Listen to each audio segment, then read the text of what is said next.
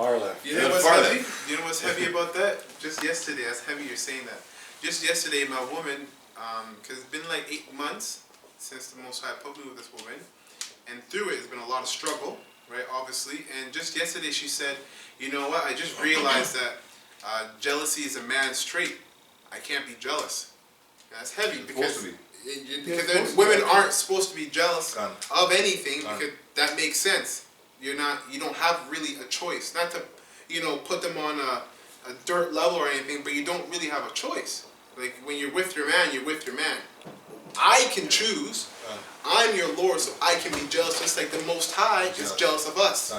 But she just came up. She was just sitting there thinking, and she's she's like, being with you, I've learned jealousy is a man's trait. Right? Exactly what you were saying about transvestite. They change their clothing. So now, because they have this power, they can choose and they can do this and do all that, right? When you have many options, then you're giving someone the liberty to be jealous. It's confusion, man. It's called confusion. Because then she thinks about, well, if you can do it, I can do it. And that's the spirit of the world today. I mean, she just thinks she's as powerful as a man. Because they will say that all men are created equal. That's what Esau is pushing, which is a lie. Right? The Moses said in Deuteronomy 7:6 that we are above all nations. Right? And if you're going by what he was saying, then how can you treat us so bad than Esau? Right? If you we're all created equal. Why are we at the bottom then? Why don't we have a corporation? You know what I mean? Why are you ruling over us? And so I'm saying that even in his own speech he lies, man. So the wicked are estranged from the womb. As soon as they be born, they come out telling lies, man. Like you said, women have no respect for men in this world at all whatsoever. It doesn't matter who you are. All of them, like, they just behave like a bunch of whores. So it doesn't matter how big you are, and you have women always trying to control money no matter you what. have. Exactly. Right.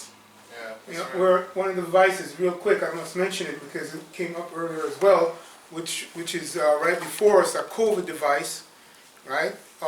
That's a special prophecy that talks about the disease that are not written in the law, and then we have the vaccine, and then we have the RFID. Those things are staring right before us.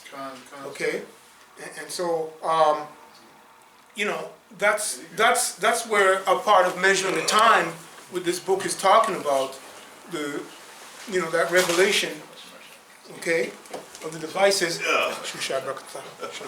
Yeah. So. Yeah. So this is always before us, and the Lord keep that because the hour of temptation is here. That's the point I'm simply just trying to make with this typical device. And it's perfected, by the way. The Lord has allowed it to be perfected. The mark of the beast, it's here, okay? And the devices that are within the mark of the beast, okay? That constitute NATO, okay? The beast, all right? 7 heads and 10 horns, and NATO, okay? That's the thing that's right before us. And we're close to it, okay? All right, you can go on there. I just wanted to make that point on devices. Verse 21. I got a quick definition on the device, the etymology. It says, devise, intent, desire, an express intent or desire, a plan or design. It says division, separation, disposition. So all these devices that came in created separation and division from Israel and the Most High, because through these devices we fell away from the Lord and His law, statutes, and commandments. Right. So back to 2nd Ezra 9 and 20. It says 21.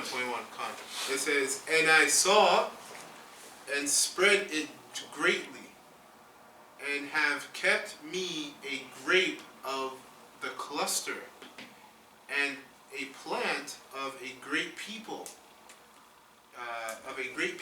Let the multitude perish then, which was born in vain, and let my grape be kept, and my plant, for with great labor have I made it perfect. It says, nevertheless, if thou wilt cease yet 7 days more, but thou shalt not fast in them, but go into a field of flowers where no house is built it, and eat only the flowers of the field. taste no flesh,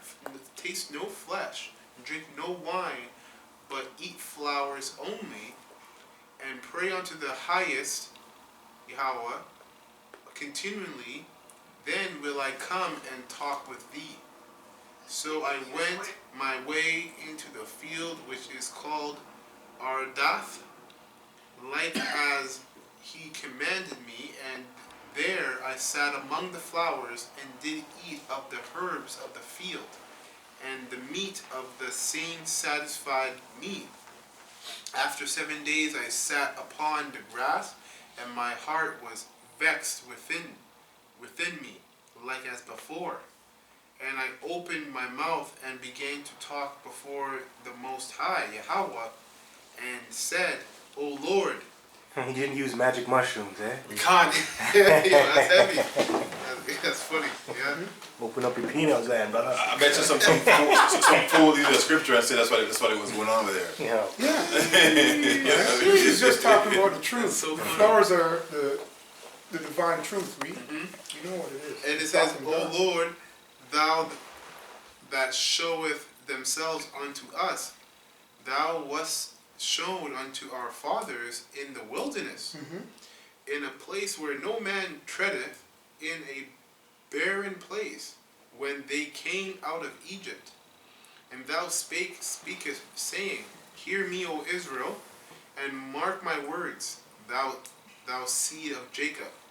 For behold, I sow my law in you, and it shall bring fruit in you, and ye shall be honored in it forever. But our fathers, which received the law, kept it not, and observed not thy ordinance.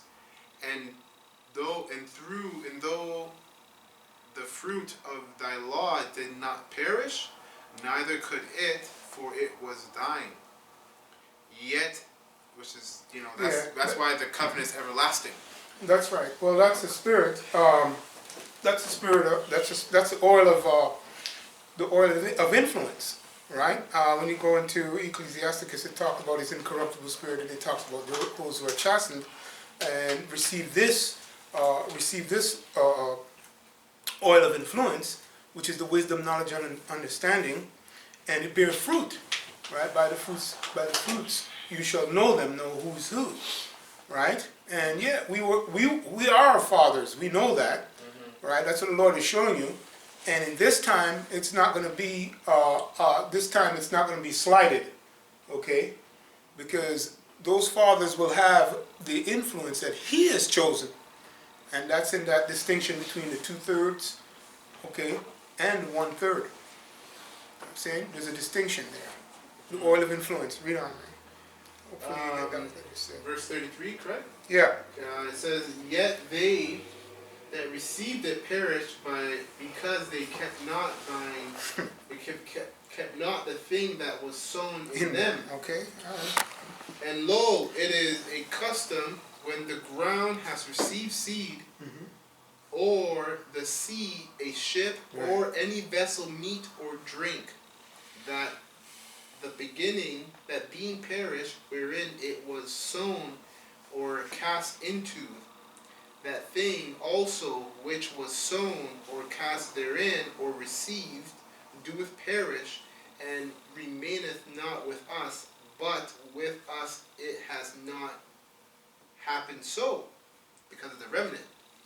And it says, For we that have received the law perish by sin, and our hearts also which receive it, notwithstanding the law, perish not, but remaineth in his force. And when I spake these things in my heart, I looked back with mine eyes, and upon the right side I saw a woman, and behold, she mourned and wept with a loud voice, and was much grieved in her heart. And her clothes were rent, and she had ashes upon her head. All right. So hey, who's that woman? He's talking in dark sayings. Yeah, That's right. a lot of dark sayings. Israel. Israel, and it's really the oil of influence. really the oil of influence that that woman brings, which is the spirit. This goes back to the spirit of Yahweh Shem Shai. Go ahead, brother. And it says, verse 39,